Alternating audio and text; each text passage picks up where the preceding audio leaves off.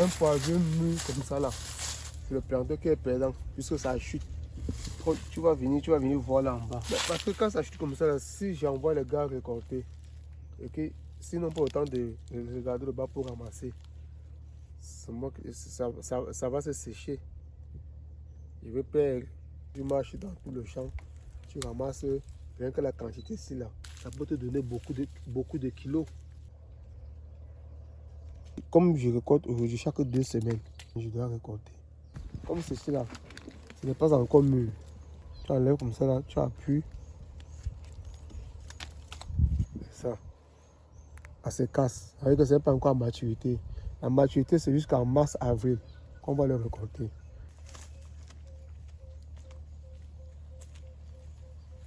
Je me suis lancé dans l'agriculture parce que je suis d'abord dans une zone agricole. Cette chambre, moi, je louais. J'ai loué ça chez une maman, Madame Besson, pour 5 ans. Avant de finir mes 5 ans, bon, je lui ai demandé que si elle pouvait me vendre. Elle m'a donné un prix que ce n'est pas ça, je sors dans son champ. Elle m'a donné le prix de 2,5 millions. Et puis à 2,3 millions.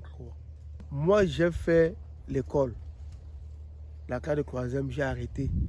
J'ai commencé. Pourquoi? Parce que mes parents ne pouvaient plus. Mes parents n'avaient plus les moyens pour m'envoyer à l'école.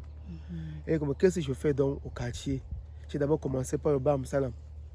Dans le Bam Salam, j'ai acheté des trucs dans les plantations. Et que même, si un jour, si un jour je peux avoir un champ, je peux aussi me lancer aussi dans les ananas. D'abord, c'est là où, par surprise, cette maman m'a loué son champ. J'ai fait ça dans l'ananas. Cette première année, j'ai commencé d'abord avec 5000 pieds d'ananas.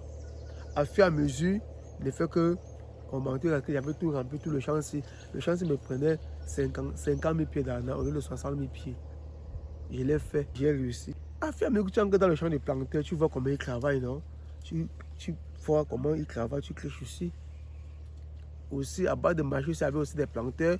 Tu demandes des conseils, on t'aide un peu. Il y a celui qui t'aide, celui qui te cache. Tu essaies aussi comme ça. La première année, ça m'a un peu menacé. Deuxième année, ça m'a même croisé. Normalement, j'étais apte. Je ne fais plus de conseils. Et maintenant, j'avais un ami qui faisait dans le poivre.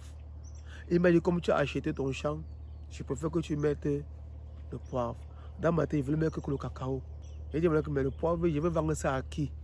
Il m'a dit, non, fais. Quand tu vas commencer à récolter, toi-même, tu vas voir le client. Et c'est comme ça que j'ai commencé. J'ai acheté le champ-ci en novembre, le 6 novembre 2016. Comme je verse mon argent, en 2017, en février, je commence à acheter les tuteurs comme ça à 100 francs les tuteurs. Moi-même, je porte, je viens, je creuse, je plante. En juin, je mets une fois la pépinière. Je viens planter. C'est comme ça que je commence. Que je suis comme ça. Vous avez combien de plants ici? J'ai 2500 pieds. J'ai planté en 2017.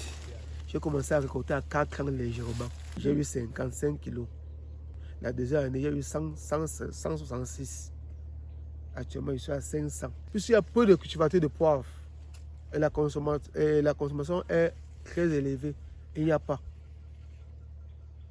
Il n'y a pas. Je viens dans la zone là, il n'y a pas 50 cultivateurs de poivre. Et il y a presque 2000 cultivateurs de cacao. C'est pour ça qu'on en a besoin du poivre. Il n'y a pas. La quantité, on n'en trouve pas. Actuellement, le kilo est à 7000 francs. Parfois, c'est 5000. Quand ça descend, c'est 5000. En décembre, j'ai vendu le poivre à 10 500 le kilo.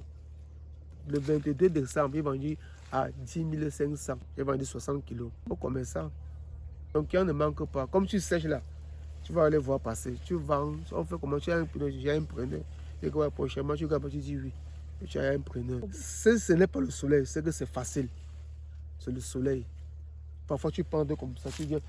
Tout ça, le soleil vient, ça grille. Comme tu vois là, c'était planté depuis 2017. C'est le soleil qui grille, ça grille, ça grille, ça grille, ça grille. Tu ne fais que planter chaque année. Chaque année, tu te fais faire la pépinière, tu plantes. Tu fais la pépinière, tu plantes. Tu viens, tu plantes. Quand le soleil de décembre, janvier, ça tue. Mais cette année, j'ai eu l'espérance d'arroser chaque jour. L'arrosage, je viens à 6 h, j'arrose à 9 h, je rentre. Je reviens à 17 h, j'arrose. J'ai rempli le tonneau. Le tonneau là me prend 250 litres. J'ai 10 bidons là de 20 litres. Ça fait 450 litres. Quand je commence au là jusqu'à ici, ça me fait 1800 litres d'eau. De lundi à lundi, je mets 1800 litres d'eau sur ces champs. Comme j'ai fini, je commence. Depuis décembre, le 4 décembre, je ne veux plus de morts ici dans cette champ. Je ne vois plus de morts. Alors que dans 3 ans, tout mon champ serait fermé. Si je viens ici dans 3 ans, on dit que c'est le champ qui était ouvert comme ça. Tu vas dire non. C'est épuisant. Est-ce que vous allez tenir? Oui, ils sont encore jeunes. Ils sont encore jeunes. 50 ans, je ne fais pas les travaux durs. Mon champ, c'est 9 heures. Même si il n'y a pas que ce champ, je ne regarde et puis je rentre. Mais je fais mon bam 17h à 19h. Ça veut dire, tout mon champ aussi me prend 1800 litres d'eau. Quand je viens aujourd'hui là, comme le soir c'est là, je viens remplir le tonneau là. Les bidons là sont déjà pleins. Quand je fais les 450 litres là, je rentre. Demain, je viens, je plus l'eau que je fais. Donc quand je finis tout ça, je me fais 1800 litres d'eau. Le soleil, on mange.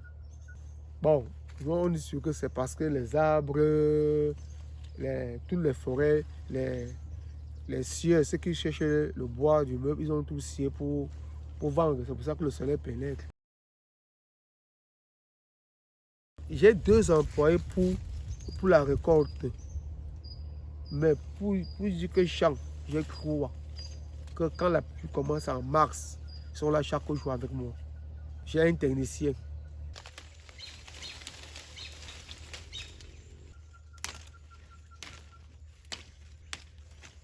C'est un bon patron, il ne dérange pas.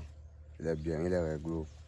L'argent que j'ai gagné dans cette année, ça me permet d'acheter des choses, de mettre dans mon champ, et de prendre soin de ma famille aussi, et de prendre soin de moi-même aussi.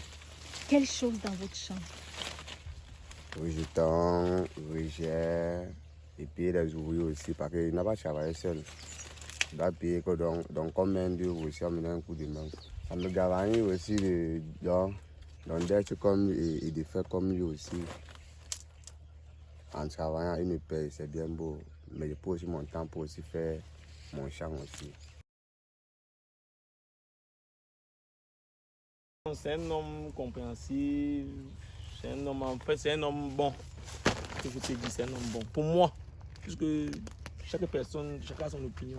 Donc, on pouvait lui soumettre un problème, il vous vient en aide, soumettre une doléance, il comprend. Donc, on suit le bon exemple, non?